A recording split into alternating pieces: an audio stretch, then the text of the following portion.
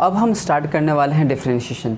तो डिफरेंशिएशन में कुछ मोस्ट इंपॉर्टेंट फॉर्मूलेज हैं, अगर ये फॉर्मूले आपने याद कर लिए तो डिफरेंशिएशन में कभी कोई दिक्कत नहीं आएगी। और ये सबसे बेसिक फॉर्मूलेज हैं और इन फॉर्मूलेज को आपको याद रखना है, ठीक है।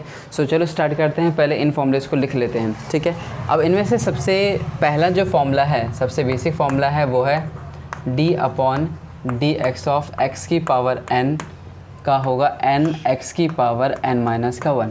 अब ये जो d/dx है, d/dx यहाँ क्या शो कर रहा है, d/dx शो कर रहा है कि हम किसी फंक्शन का किसके रिस्पेक्ट में डिफरेंशिएशन कर रहे हैं, ठीक है।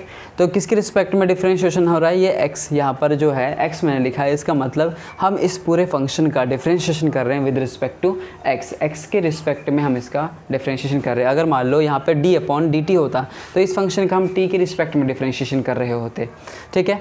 तो यहाँ पर d/dx एक पैरामीटर है जो हमें बताता है कि किसके रिस्पेक्ट में उस फंक्शन का डिफरेंशिएशन किया जा रहा है, ओके। सो इस फॉर्मूले को हमने नाम दे रखा है पावर फॉर्मूला, ठीक है, क्योंकि इस पर देख सकते हो x की पावर n है, यानी कि पावर है, तो इसीलिए हमने इसे पावर फॉर्मूला नाम दे रखा है। और फॉर्मूला है क्या, n आगे आएगा और n में से एक लेस हो जाएगा। सो n x की पावर n-1 ये बना। अब देखो इसी से ही डिराइव किए हुए दूसरे भी फॉर्मूलेज हैं, बट वो क्योंकि मैथ्स में हमारे लिए काफ़ी शॉर्टकट के जैसे काम करेंगे तो इसे मैं एज अ फॉर्मूला यहाँ पे लिखता हूँ ताकि आप इसको डायरेक्ट याद रखो, ठीक है। बहुत ही ज़्यादा हेल्प करेगा ये बाकी के क्वेश्चंस को करने में, बहुत ही मतलब टाइम बचाएगा एक तरह से ये कह सकते हो।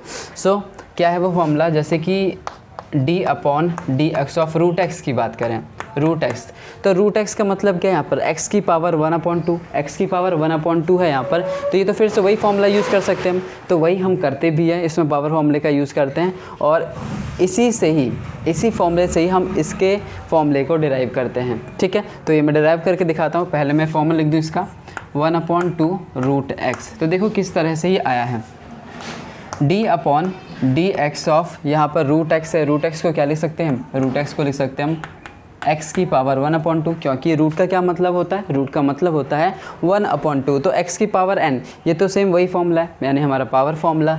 तो क्या होगा इसमें, इस 1/2 को हम आगे करेंगे, सो 1/2 x की पावर 1/2 माइनस का 1, ठीक है।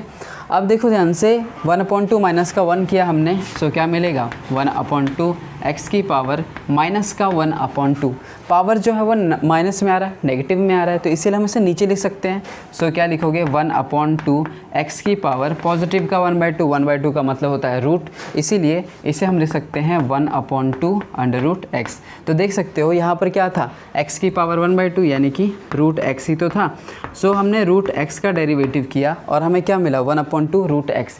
ये हमारे लिए शॉर्टकट फॉर्मूलेज की तरह काम करेगा, ठीक है। तो इसीलिए इसे भी हमें डायरेक्ट याद रखना है। अब इसके बाद तीसरा जो फॉर्मूला है वो भी एक शॉर्टकट ही है, d/dx ऑफ 1/x। बहुत ही ज़्यादा यूज़ होने वाले फॉर्मूले हैं ये, इसीलिए मैं इनको लिखवा रहा हूँ।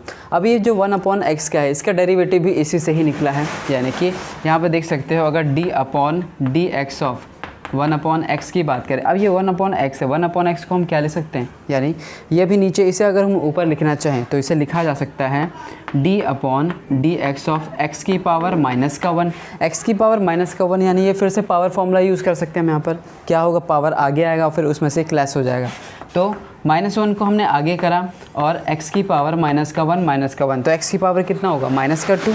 तो यहाँ लिखेंगे हम -1, यानी कि -1 इंटू x की पावर -2, तो -1 की जगह मैं सीधे माइनस लिख दिया है, तो -x की पावर -2 ये बन चुका है। अब पावर देखो क्या है इसका, माइनस में है तो उसे हम नीचे लिख सकते हैं, नीचे अगर लिखेंगे तो ये क्या बन जाएगा, यहाँ पे मैं लिख देता हूँ, तो ये बन जाएगा माइनस में x की पावर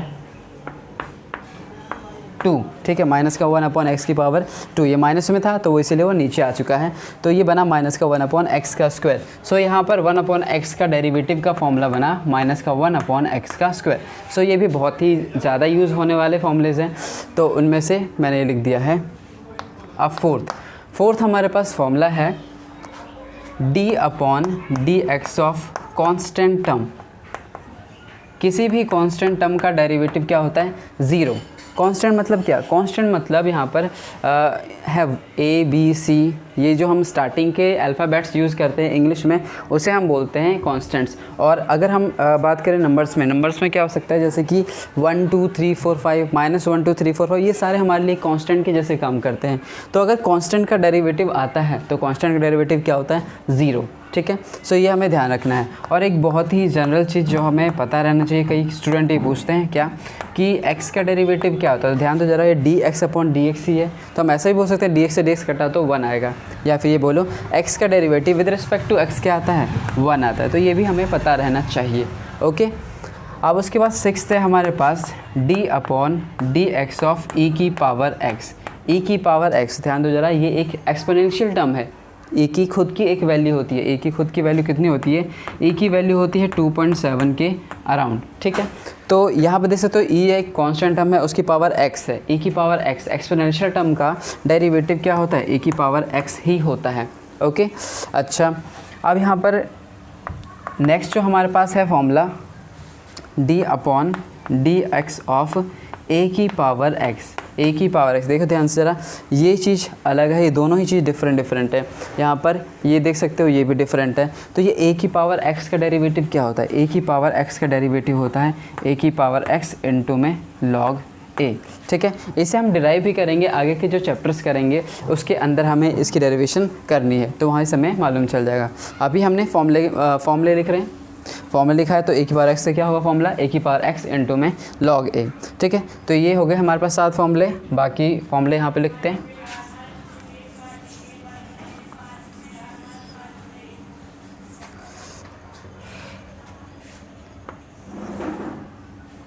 अब देखो ट्रिग्नोमेट्री टर्म्स को लिख लेते हैं, उनका डिफ्रेंशिएशन। जैसे कि अगर साइन x का डिफ्रेंशिएशन की बात करें तो साइन x का डिफ्रेंशिएशन क्या होता है, साइन x का डिफ्रेंशिएशन होता है cos x।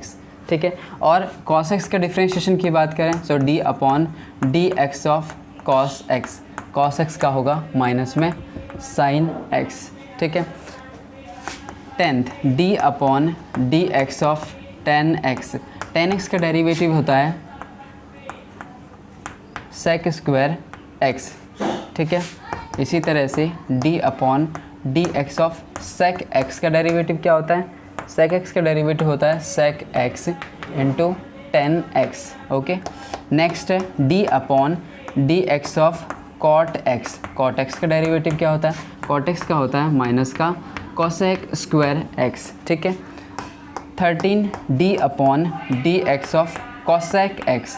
cosec x का क्या होता है, माइनस का cosec x into cot x।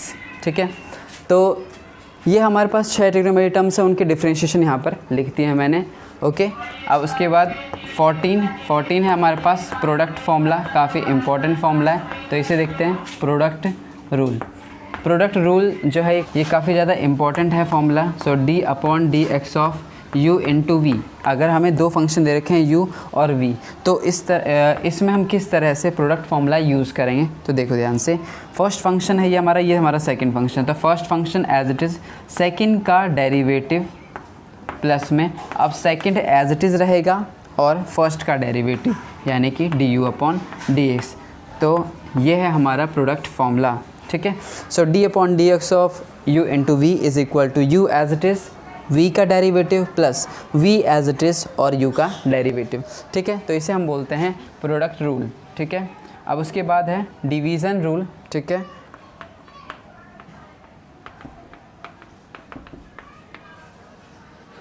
Division rule. अब डिवीज़न फॉर्मूला है क्या, d/dx ऑफ u/v। अब u/v, ये दो हमारे पास फंक्शन है जो कि डिवाइड में है। ठीक है, अब डिवाइड में है तो किस तरह से हम इसमें डिवीज़न फार्मूला यूज़ करते हैं, तो देखो ध्यान से। सबसे पहले जो भी नीचे हो, ठीक है, उस नीचे वाले का स्क्वायर करेंगे यानी v का स्क्वायर, फिर v एज इट इज़ रहेगा, यानी जो यहाँ पर जिसका स्क्वायर हुआ है वो टर्म यहाँ पर एज इट इज़ रहना चाहिए। और उसके बाद u का हम करेंगे डिफ्रेंशिएशन, सो du/dx माइनस में अब u एज इट इज़ रहेगा और फिर v का डेरिवेटिव करेंगे यानी dv/dx। ठीक है, सो ये फॉर्मूला बन गया हमारा डिवीज़न का। ओके, क्लियर है, ध्यान दो जरा। नीचे वाले का स्क्वायर, फिर नीचे वाला टर्म ही एज इट इज़ रहेगा, फिर du/dx, फिर बीच में माइनस आता है। ठीक है, फिर u एज इट इज़ और v का डेरिवेटिव। तो यह है डिवीज़न फॉर्मूला। इसमें क्या था, बीच में प्लस था, तो ये आगे पीछे हो सकते हैं, लेकिन इसमें आगे पीछे हम नहीं कर सकते, तो इसलिए इसका खास ध्यान रखना पड़ता है हमें। ओके, क्लियर है। तो ये जो हमारे पास डिफरेंशिएशन के फॉर्मूले हैं, अगर ये सारे फॉर्मूले याद हो जाएंगे तो आपको डिफरेंशिएशन बहुत ही ज़्यादा ईजी लगेगी।